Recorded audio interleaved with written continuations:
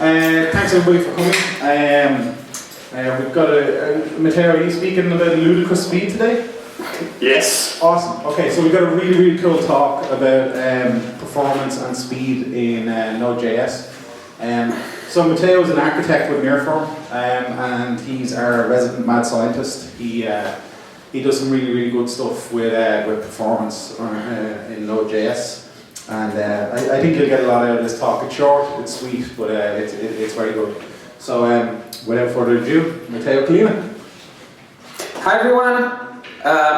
Just to follow up a little bit on what Dean said. I'm the mad scientist at nearForm right now. Previously, this role was filled up by the awesome Dominic Tarr. So I'm really proud.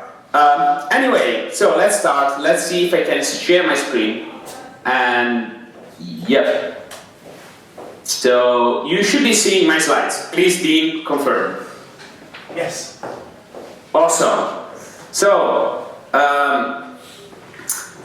today we are speaking about reaching ludicrous speed. And yes, it's a reference from Spaceballs. And if you haven't seen Spaceballs, well, I don't know. Go watch Spaceballs and not watch my talk. So first of all, let's start saying that light speed is too slow. And we just go straight to ludicrous speed. My slides is completely off scale, whatever. Basically we want to get Node faster. And we want to build fast applications. Whatever, if somebody gets hurt in the process, we don't really care too much. All this starts in 2013, and some of you probably in 2013 enjoyed a really amazing event, Nodeconf.eu, the first Nodeconf.eu at the castle. At that time, I was living in Ireland, finishing off my PhD, and I was doing some Internet of Things research.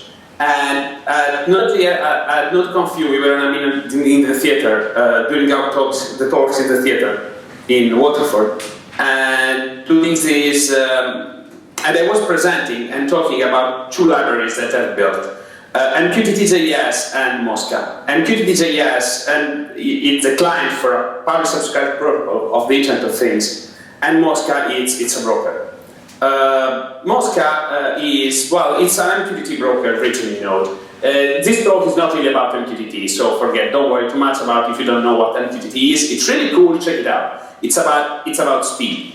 Mosca is of course open source on GitHub. I said, well, it was fast, up to 20,000 published per second, something like that. And I said on stage it was fast. However, Mosca was highly CPU bound. It was taking 100% of CPU while getting 20,000 published per second. Possibly that back then was Node 0.8 or something, whatever. So the first question for all of you, and I can see you, so Dean, if you want to confirm, do you think that 20,000 is fast? That was my question. I think they said no. I presume so. Thank you, Dean. So I think Node could be faster and can be faster. And then I went down the rabbit hole of performance optimizations. Yes, it's a rabbit hole. There is no light at the end. Well, in this slide there is a light, but not sure. So I set myself the goal to get a 10 times performance boost. So basically from 20,000 messages per second, I wanted to handle 200,000 messages per second. Is this possible? First thing, I thought it could, but I'm not sure. So, which tool did I use? I tried to build flame graphs, and back then it was super complicated to use flame graphs. You needed SmartOS, a SmartOS VM to run your stuff. Whoa, SmartOS. How many of you have a SmartOS VM to use for this kind of activities? We have one person.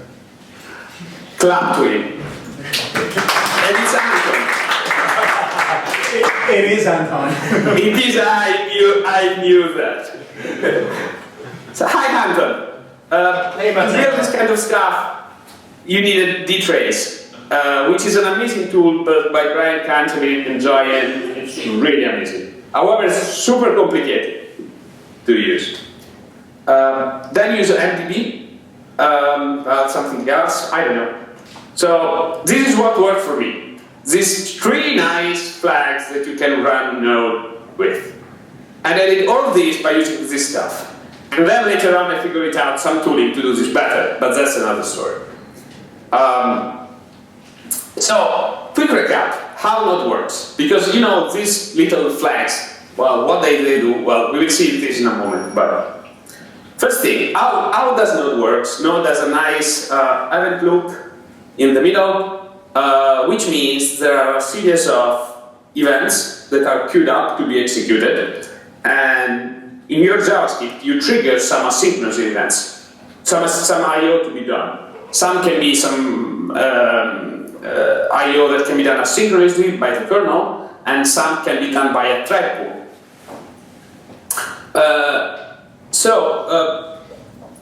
In order to get fast, it means that we can do more in I/O.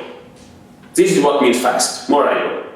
Okay. However, it means that when we get an I/O event, you know, we have an event loop.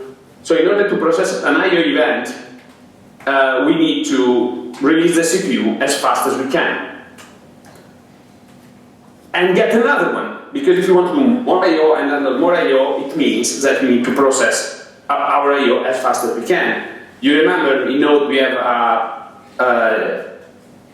single-threaded, executing one thing at a time, and even if you have 2 CPUs, yeah, well, you can achieve a parallelism of 2. You have none. Okay, so basically, if you want to have more I/O, you need to handle your I/O and release the CPU as fast as possible. So it means that in order to get my MQTT broker faster, I needed to really reduce the time, the processing time for each message.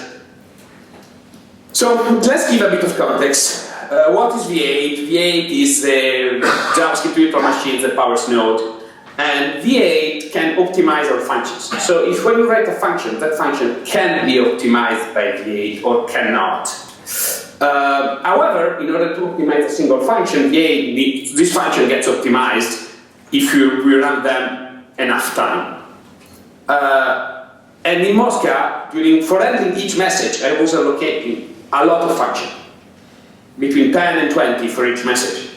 And most of them were anonymous. And we'll see this in a moment, what this means. So, in fact, my enemy is this nice line of code. So, this line of code comes from the trace opt flag, when you pass -trace opt flag in Node. So, this tells you that you have a function that is hot, and it's an anonymous function that is run enough to be hot and be optimized by V8.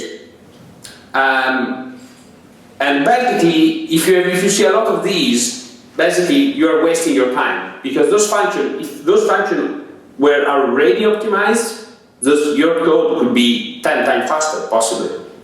So this was my goal. This was my problem. I was full of anonymous callbacks. In fact, an anonymous callback has these exact same signatures. How many of you have your code bases full of this exact same pattern? Just Anton. Perfect. You all use promises, right? It's all the same, don't worry. I got you covered. So, a little bit of code time. I have a little bit of exercises. These are the URL of the exercises. I will show them, and after that I will tweet my slides. So, yeah, so these are my examples, okay? So I have some examples to show. First of all, let's measure. So the first rule of doing any performance work is measuring, okay? So let's start measuring set immediate. So you all know that set immediate should build really fast. So we are using a very simple library called fastbench, and with FunTrest we are just calling set immediate 3 times. So basically, we are just calling 3 times setImmediate and passing another function called something immediate. And with this guy, with this function, with this thing, we can measure how much it takes to do 3 calls to setImmediate. So let's run this. Node bench setImmediate. This will take a couple of seconds for one and a couple of seconds for the others. This is the Hangouts. With the Hangouts, it will take in between a second and half a second. So, Hangouts exactly automatically. Anyway, this is the baseline. Okay? This is how fast it can be. setImmediate is the fastest asynchronous thing we can do. Process testing is not really asynchronous, but so don't worry about it too much. Then we can actually let's start calling a bunch of functions in parallel, okay? Which means we are calling 3 times setImmediate in parallel. But you know, if you go back to our previous code, you will see that this pattern is not really usable. We are using globals to share state. So really, you can't really use this code in any production setting. This is just a completely functional benchmark, okay? However, if we go with what we want to add, we want to run some stuff in parallel, kind of like a sync, okay? So let's do it the most naive ways as possible. We write a parallel function, we receive a bunch of tasks, and they shut down callback. This function basically iterate over the tasks, and then it executes each task. Note that we are allocating 2 clocks here, okay? And immediately just calling setImmediate. Then we are comparing this against the native things. So let's run this guy. This will take again. Oh, wait, this is 400 milliseconds lower, between 4 and 500 milliseconds lower than our baseline, which is setImmediate. Can we as fast as setImmediate? Why this is lower? Let's see. Let's have a look. So we are running with trace opt. Okay? And oh, you see how many functions? These are the only anonymous functions that we are creating. And this is setImmediate. And you see setImmediate is not allocating any functions. So let's see with setImmediate. If you see this guy is not, there are a bunch of stuff is happening, but not so much. Can we make this faster? Yes, of course. So this is the faster version. So basically we are allocating a single callback for everybody, not using a for each loop, which is slower. And let's compare all of those. So all these 3 guys are running together. This will take roughly 6 seconds. So naive take, whoa, just this guy is just 200 milliseconds faster than naive. Okay? But still 200 milliseconds lower than setImmediate. So let's see. Can we do better? So let's see if we can avoid allocation at all. So this is without any allocation. This code is complicated, okay? You see? Can anybody understand what this code does? I do. Yeah, you do, I know. You look through this quite a bit, but it's basically use a linked list to maintain a list of callbacks so we can reuse the callbacks, okay? So if we bench this guy, you will see it's faster. Hopefully. It's slightly faster, okay? Came out slightly faster than our naive implementation. Well, kind of. Then we can make this even better with another library that grabs all this stuff, which is Reusify. This approach is built with Reusify. Wait a second. Reusify? Yeah. Well, Reusify automate all this. So if you can run it with Reusify, then we should get the same results. Hopefully. Kind of the same.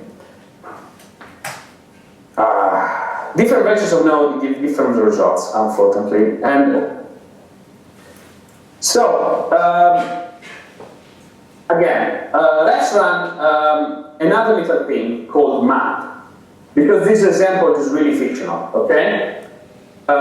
With map, what we are going to do is, where it is. So with map,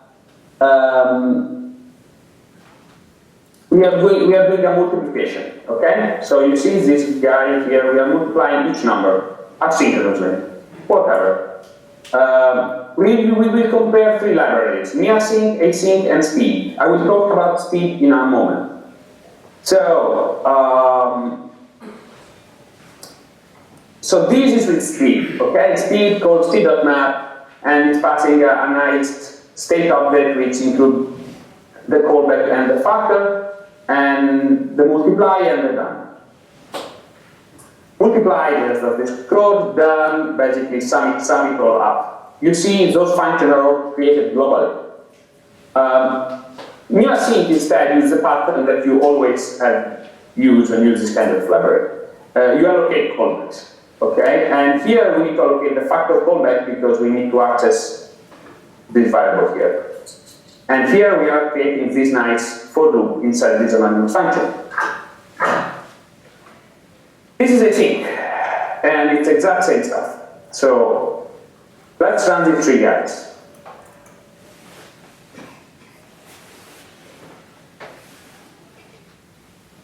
Okay, this is speed. Oh, this will take a long time. This is async. And this is me. So by the fact that we are running our code, that we are defining global functions rather than creating closures, things will go way, way faster. So let's go back to our code, from our code time. So this is all our results from my earlier run. There is one more thing that we haven't taken into account in this presentation. This is because our run was short in time, but if you take into account the time, the GC time for collecting all those functions that we are allocating, you will get a very different results. So if you run this for enough time, you will see that in fact,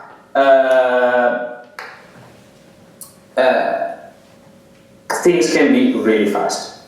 So let's go. In fact, if you see here, it's like, well, slightly faster.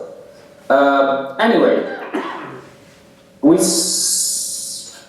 async, you get an insanely high numbers, okay? With async and nearForm. So, yeah, okay. So, let's talk about speed. Oh, did the logo. It's a nice logo, Speed, use it in place of async. You can use Steed, you can allocate a state, but it's actually optional. So if you don't want to allocate it and allocate functions, yeah, you can do that. It is faster than async anyway. So don't use async, use Steed. So Steed has Steed each, you know it for iterating across a series of elements. Map for mapping, really usually useful. Each series, map series, parallel series, waterfall, queue. There's a nice queue. This queue is really fast. So whatever else you're using for queuing your things, your processing, if you need a little queue, use this guy. It's really, really fast. So let's recap rules for opcode paths in general, or when you want your code to be faster. First of all, do not allocate functions.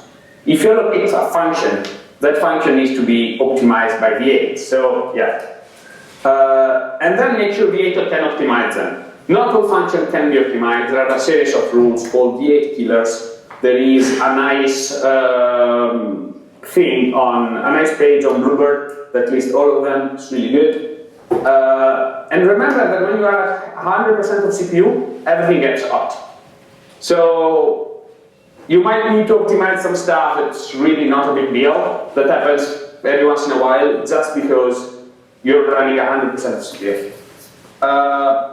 Again, this is the problem, the GC. I was already talking a little bit about this.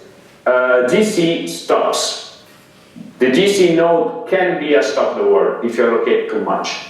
And in general, it has some synchronous operation. It's not all sync, but some of it is synchronous.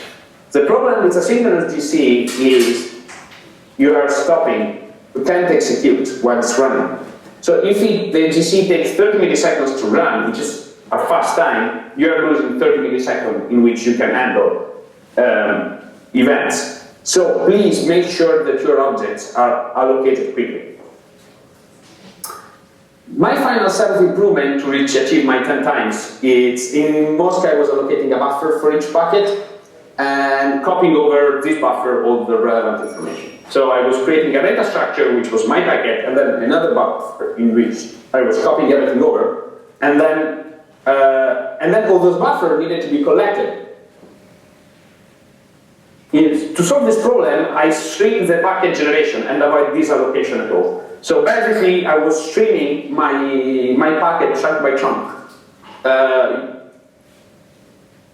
And also, I implemented some memorization techniques. So I was memorizing the headers, pre-generating them, so they didn't really have to allocate anything. And remember, there is an API called cork and uncork to use this kind of approach, because if you're calling write a lot on a string, you might want to cork it and cork it so you don't go into the C++ land too much. So, rules for optimal pass-through. GC time counts. Allocate few objects as possible. And from time to time, it's faster to write slow code that does not allocate. It's even possible, because if you're allocating a lot of stuff, the GC time can be really heavy. And be aware of long-lived objects. If you have an object that is being floating around for a bit of time, it can be problematic. So, with this in mind, I did a little bit of improving Node. And in this process, I found a performance problem in Node that can make your stream run 5–10% faster. And in my case, it was the last %. I have a nice demo. I will show you the before and after. There is this nice PR that has been recently landed and has been released at Node 5.7.0 a couple of days ago. Hooray! So, you know, you can enjoy faster stream in Node 5.7. Let me show you my nice demo. So, this was Mosca before. So, can you all see my screen? Yeah. Awesome. So, this is Mosca. It has a nice logo, okay? So, let's start my throughput counter. So we are sending messages as fast as we can with this nice bombing script. This bombing script is just eating the broker as fast as it can. So here you see 8,000, 11,000, whatever. These will go down. Yeah, you see. It's not that fast. So this is the original version of Mosca, and it's what's currently published if you use it. However, let's try the new version, which is this project called Ibis, that will be the basis of Mosca in the future. Whoa! Yeah, I didn't kill it. Yeah. So here we go. This has no nice logo. So let's start our. Let's clean this. So a bit of surprise. So whatever.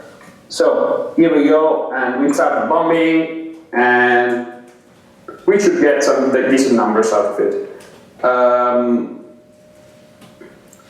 Yeah, basically it's roughly 10 times faster right now. I'm doing an hangout, so I don't know.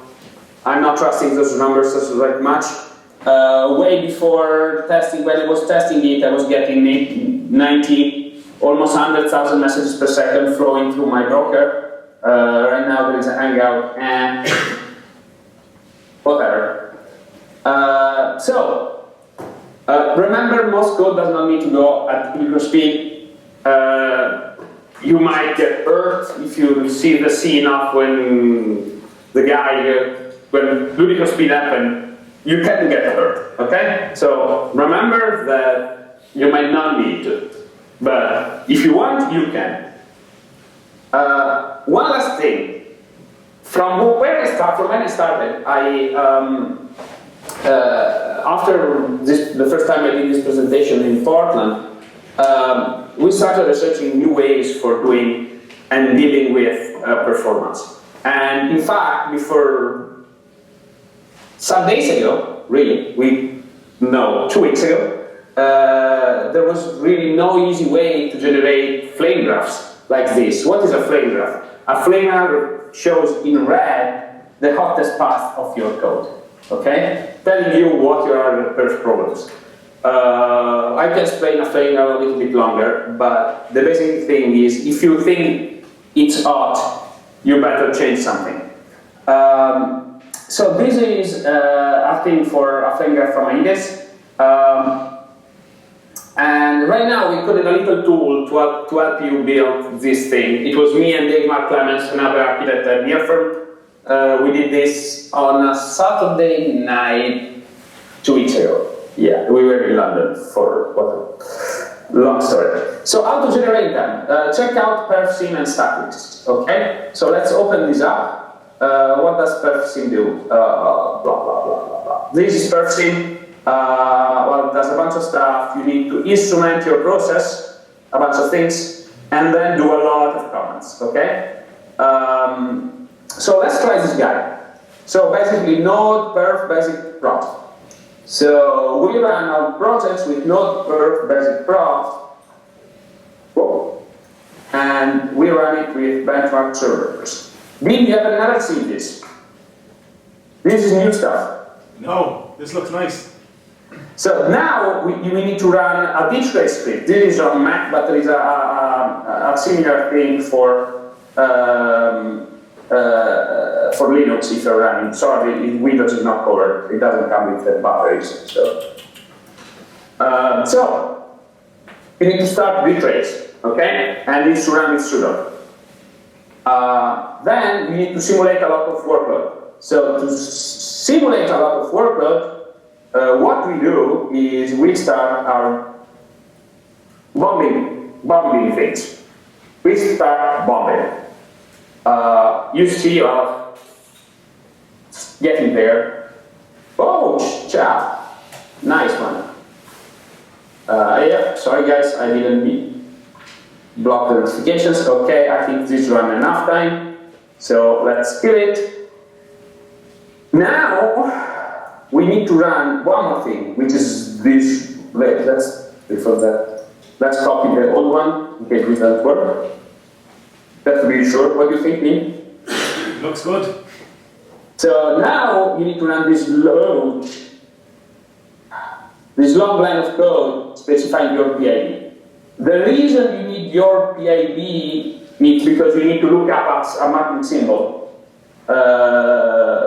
to get your data. Okay, so now we have a flame graph. Here we go. This is my flame graph. As you can see, the hottest thing I'm doing is socket write generic. This tells me that my performance problem is the socket. Yeah, possibly. It's going now this process is going as fast as it can. Here, if we see, okay, we have some other problems. There is a very hot function in parallel.release, fast parallel. Fast parallel is it's used by Steed, and it's like super fast. It's what makes Steed fast. And a function called callback. Turns out that both these functions are already optimized, so don't know if there's much we can do. But possibly we can do some stuff. Over here, this is buffer allocation. You see this buffer allocation. So I'm doing a copy. Yeah, I'm using BL. Nice one. This is what it is. I'm passing the payload. This is the payload parser. So this is a flame graph. It's really easy to use and to generate. You should try it out. This is the module. Here it is. This is the perfsim module built by Dave and myself over a long weekend in London. So let's go back to our presentation. And yeah, We are working on some more awesome tooling, so basically you can even run a single command and all of this will happen for you really nicely. And this is the demo, I already done it. Again, check it out, Speed, it's really fast. And this presentation is available at this address, and this address, and this is me. I didn't update this has been around quite some time. So like I had a very long streak in GitHub, whatever. This is me. I am a nearFormer. I collaborate. I am one of the LevelUp community. If you were not in a LevelUp community, you should. If you don't know what LevelUp is, you should check it out. LevelUp. Hi, Anton. Thank you. Hey, Matteo. And I'm part of. I am a collaborator in contributor, whatever. What's the term? The Node Foundation. And yeah, I maintain this library called MQTT.js. If you want to have all this stuff, is open source anyway. And thank you guys. One more thing, let me give you a little bit of marketing. We have prepared a really nice and awesome performance workshop, how to make your code really fast. We have run this in London last week, and the guys were being able to make their app run 10 times faster. So yeah, I'm done. And OmniGraphO, and if you have any questions, I am here. Hey! Hey.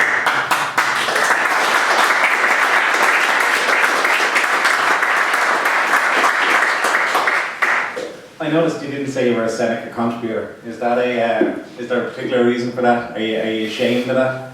No, I'm fine. I'm a Seneca contributor. And I know a guy doing a graph, a set of graphs on a library. He might be very interested. I'm sure Anton will be interested in that flame graph as well. Has anybody any questions, and I can relay them? Everybody's very quiet. I have a question, Matteo.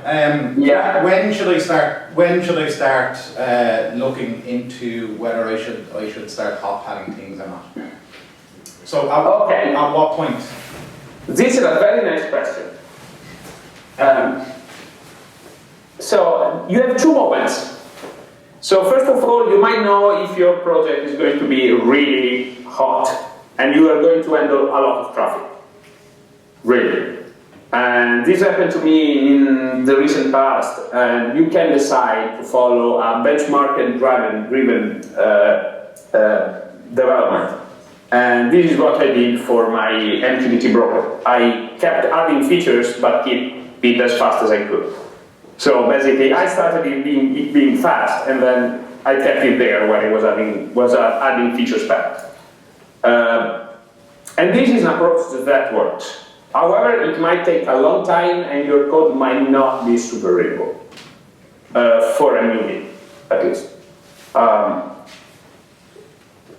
Dave was reviewing some of my code and was saying, "Oh, this is horrible. How can you get around writing this code?" Yeah, but this is fast.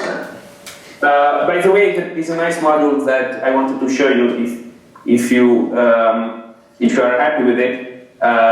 It's called fast JSON parts, and it's partly the fastest way. You can parse JSON without a try-catch. I don't know, you just call a constructor and pass a JSON and you get error and value, whatever. The code is really stupid. I didn't really populate it completely. I need to fix npm the packet JSON. But yeah, this guide, and yeah, really stupid library. And this is the fastest thing you can write. You can parse JSON with. Yeah. Don't worry, don't ask why, it's a long story, but this is the fastest way you can do it. In this particular way, if you put a try-catch in your thing, it's going to be to blow it up. Anyway, so if you are in trouble and you think you are going to handle a lot of concurrent requests and so on, you probably need to start very early. However, I would say the other approach is just do it after the fact. Don't worry about performance, and then worry a lot about performance. Because if you don't know if your product is going to be successful, then yeah. However, there are a set of things that you should do every day. First of all, check out the V8 optimization killers, and from the Bluebird page, for example, there are a couple of known ones like try catch, bad arguments usage. Some of this stuff is really easy. Like you should not be using that stuff anyway. Don't use delete, for example. If you use delete in your code, how many of you use delete in your code? Just Anton. Just I don't know. Don't use delete. Okay, if you want to delete a property before sending it as JSON, assign that property and undefined. This will be faster. Long story. If you want to know, ask us to do the training course. At some point, we'll do it again. We have another question, Matteo. Yeah. Fantastic. So yeah, it seems that like I can't really hear, so I need you to. I'll repeat the question for you, Matteo. Thank you. So it seems like some things are just like patterns you can learn, and to some point you can actually optimize your code just by following these patterns. And are these guys like nearForm or the companies that are doing consulting on like improving speed of Node.js applications? Are they thinking maybe about like developing a tool that will do analysis of a code and give like some like first tips, you know, like the first layer that you do, and like how to optimize code?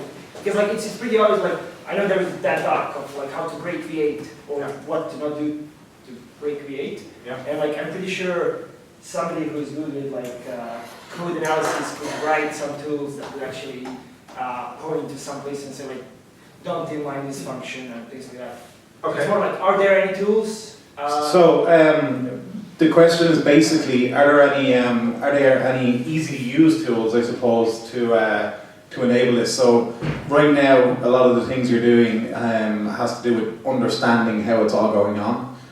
So for instance, you need to know the guts of V8 and things like that. Are there any easy to use tools either now or upcoming from yourself, Dave, or anybody in NearForm, or anybody? There are a couple of nice tools that you can use.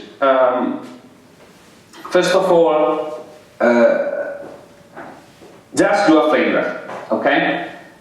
Using that library, that module we did is really easy. It works on most laptops. I say most because you need a decent version of anything, but we haven't touched on any possible configuration, but we were able to make it work everywhere. So it doesn't require Mac OS, it just can run on your laptop, okay? So try perfsim, and we will be releasing another tool really soon to get these up and running. The reason is, if with a flame graph, it's really easy to understand what's going on. Because with flame graphs, it tells you exactly where the problems are. So it shows you, like, this function is really hot. This call stack, like if you look at the flame graph, you see that this function, some of the functions are really hot, okay? So you see clear buffer. You see this guy clear buffer? This guy clear buffer was the guy I optimized. Before that, before my optimization, this guy came out. There was an anonymous function and it was getting super red. This guy was my problem, okay? And this is what I optimized in my Node.js stuff, in my Node.js PR. So this tells you exactly what's going on, okay? So if you open it up, you can see, for example, that there is a function called series at the top of the stack, and this is really hot, okay? Really hot.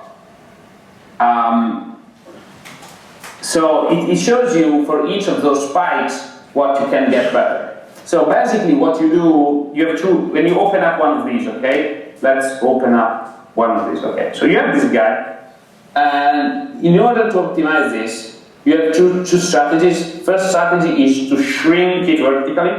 So if you don't have this parameter, okay, each layer costs you time. On this side. On the other side, you have red. The reddest it is, the the more hot it is. So basically, this function is on the stack 40% of the time. So 40% of my code pass through this function. It's quite a lot. So if I can make, so like this is 40%, like 40% pass to this function. So if I can make this function like 10% faster, all my code will benefit. Okay? And again, oh, look at this. So when you see these kind of things, you say, oh, well, probably I need some more context on how V8 works. But if you reach this guy, you're already in a really good place. So there is another tool called ZeroX that is being built by, this is the guy by Dave McClemens. Yes, you see this, you run ZeroX with your file, you even get a preview of your flame graphs in your terminal, and you will get the file so you can open it and browse it yourself. It will have much nicer graphics, so you know. But yes, the best tool you have right now are flame graphs, because flame graphs tells you exactly what the problem is. You might get away with having huge benefits without looking too much into the details of how all V8 works and all Node works, but it's definitely not something like, you need to have some context. You can't do it without context. You need to study it. There is a couple more things. There is some more documentation, nice documentation coming on the on Node Core regarding how all the timers and set immediates and streams and next tick and everything works. So stay tuned so you can get a bit deeper understanding of all the stuff. I want to add into that, Matteo. So to answer your question fully as well, we also do training sessions. So when Matteo was talking about that he's in London at customers, and they will go through their real application, and they will demonstrate where the hot code paths are. So kind of once you know this stuff once, you start to see it over and over again. And then to answer the second part of your question, are we building tooling? The answer is yes. So right now, I have a dashboard that I demoed yesterday, and a couple of people that know me have seen this dashboard. And we're currently tracking things like your event loop and things like that out, like a super simple dashboard. And then I'm probably going to chat to Matteo, who looks like he is frozen or gone to sleep. No, he's not. I'm going to have a chat with Matteo about getting flame graph snapshots for your process onto that dashboard. So there's obviously technical reasons why we may or may not be able to do this, but in general we are moving towards, nearForm in general are moving towards a more kind of having a look at your process in a much deeper level to understand, because this stuff is all super and it's all great, but there are other reasons why your application might go slow. So Matteo and Dave are doing some really good work on the speed end and visualizing that. And then the team I'm part of are doing more of a holistic view of your process. So we're probably going to meet in the middle and put some fancy flame graphs on it as well, as Matteo allows me. Any other questions? Flame graphs. Go ahead. Regarding the flame graph, so the flame graph is based on the calls for that function, or is based as well on time consuming? Because they are different things, right? We have a lot of calls for one function, for instance, but you can also have only small white calls for that function, but the time you spend with that function is very high. So Matteo, the question is are your flame graphs that you're demoing, are they based on time, the time that the time or call count? No, the time spent on time spent versus function, or yeah. Versus the time that function is called. As far as I understand, the flame graph tells you the number of times the function is called, or it's put on the so number and I think I've heard the question this time. I don't know.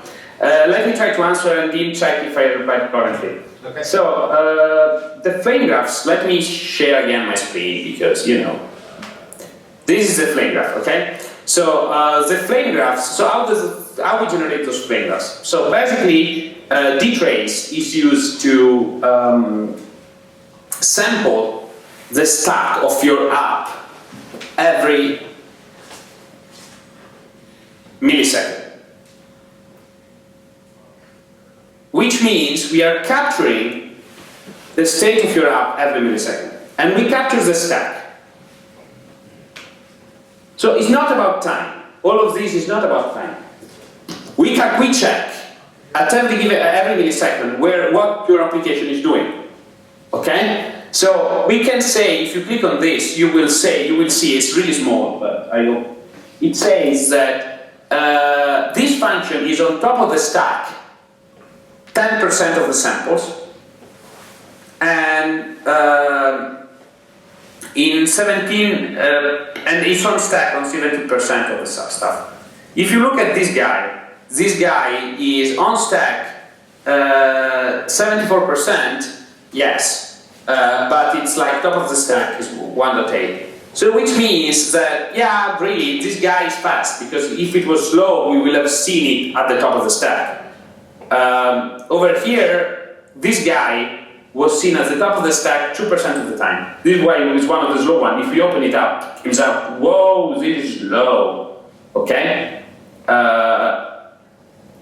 So this is set immediate, this is release, as we showed, this is again release, and then this is slow. So, this is how you navigate this stuff, okay? So basically, you can see how many times this particular thing has appeared, which means that if you open up two flame graphs, they will not be the same. So if we go back here, I have another flame graph, and this is a flame graph for the same app. Run with a different use case. This is just for ingesting packets, just the parsing stack. So, you know, when you run it, you can see different stuff. So, be wary about this, but I hope I've answered. So, if there are, is it clear? Yeah, it's clear. Yes. Yeah, so it's essentially, it's based on snapshots. Awesome. Any other questions? No. So, I think we're done. Beer and pizza! For you, not for me. I will have a beer. I'll bring pizza to you the next time I see you. No, you don't. I am Italian, sorry, you don't. Your pizza would be amazing. So, do you want pineapple? Yes, I want pineapple. Yes, that's the point. That's exactly the point. Awesome. Thank you very much, Matteo. That was. Thank you, Dean. For everyone, contact me on Twitter. I see people tweeting. I also tweeted back. So. Can you see everybody? Yes. Does everybody want to give a little wave to Matteo before we go?